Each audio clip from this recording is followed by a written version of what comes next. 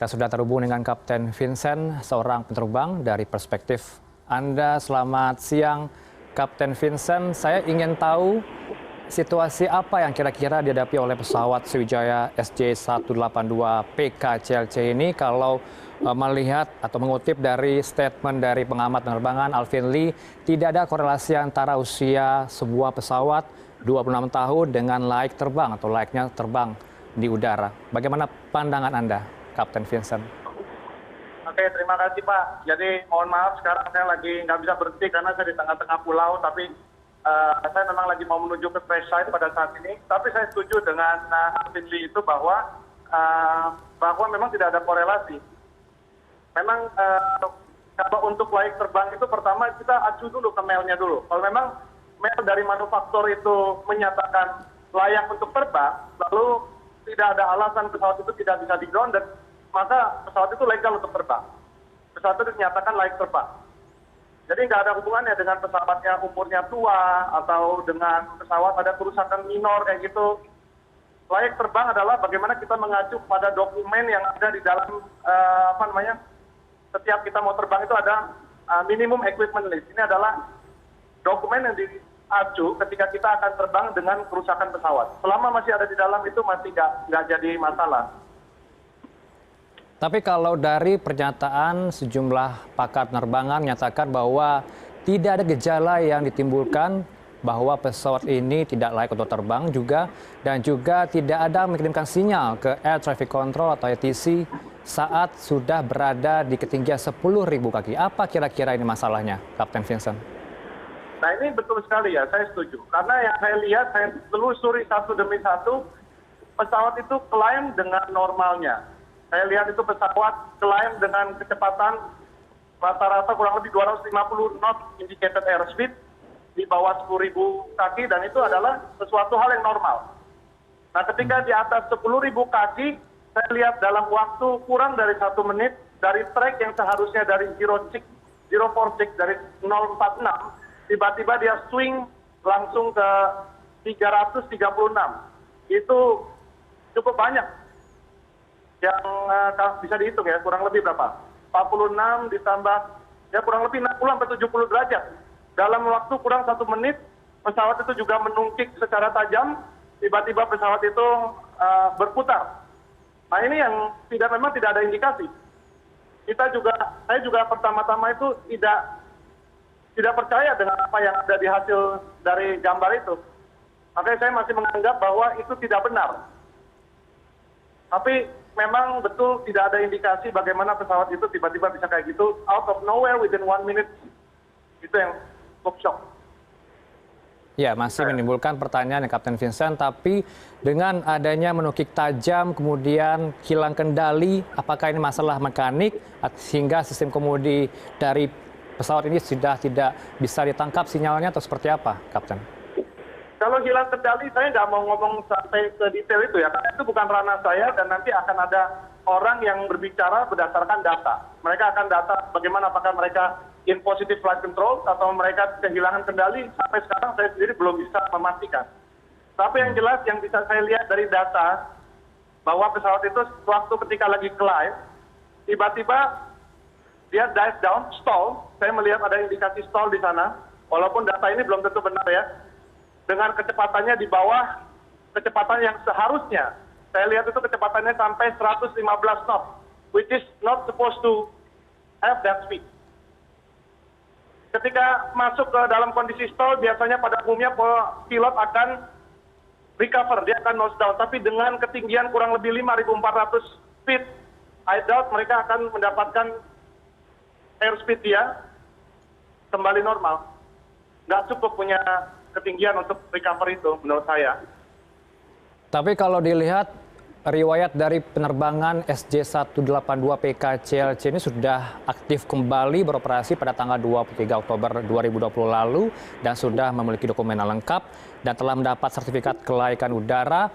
Artinya memang sudah sesuai prosedur penerbangan yang dilakukan oleh pihak maskapai ya, Kapten? Betul sekali.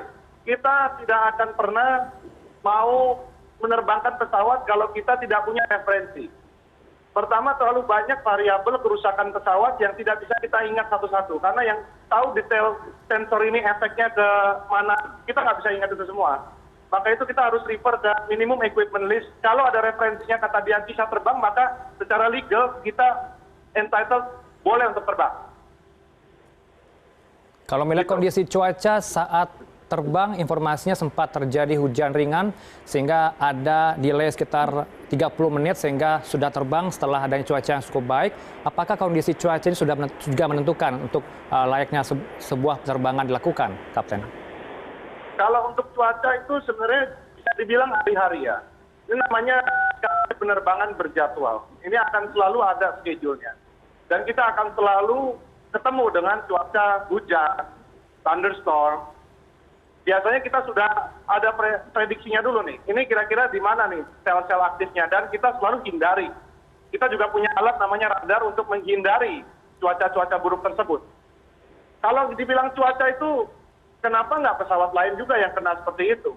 Pesawat lain fine-fine saja. Sebenarnya cuaca buruk itu adalah hari-hari. It's part of our daily life ketika kita terbang.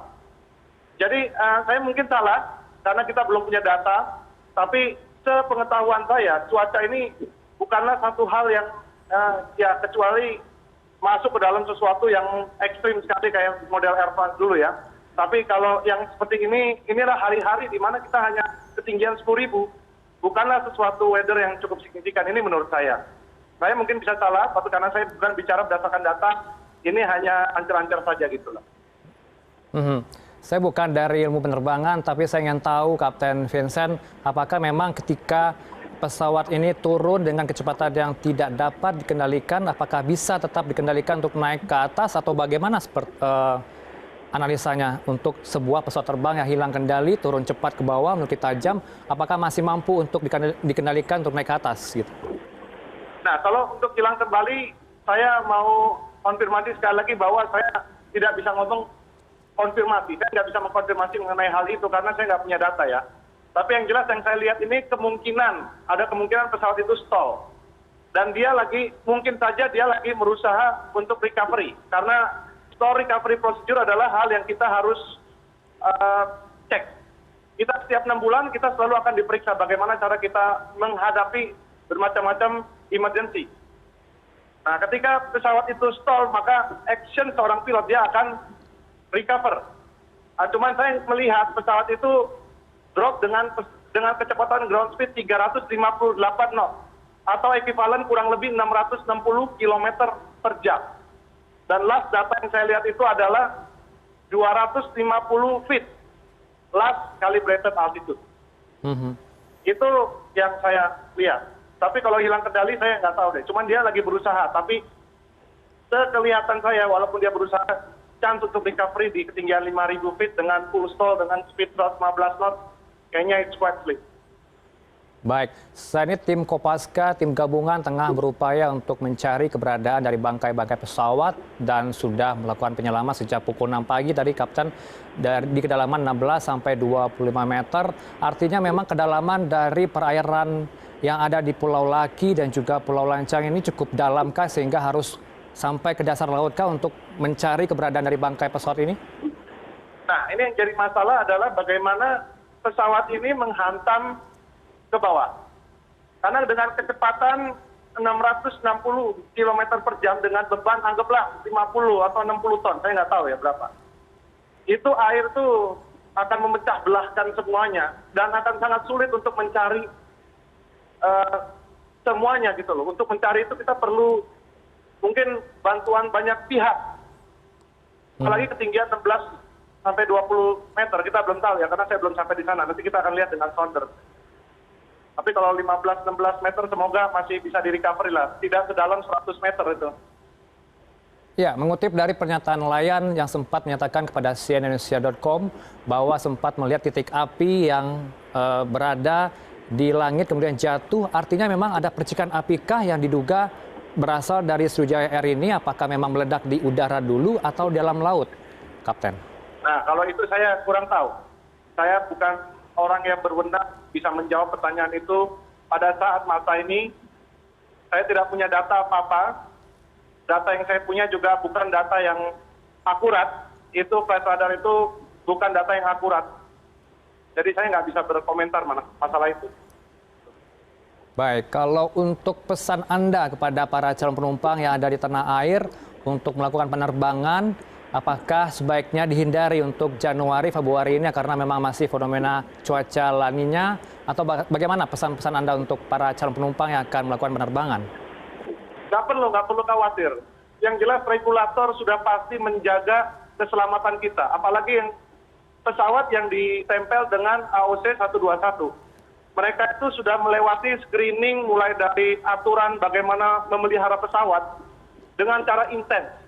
Jadi beda dengan operational seperti yang di private, yang di 91. Kalau di 121, 135 ini, kualitas maintenance itu harus benar-benar dijaga.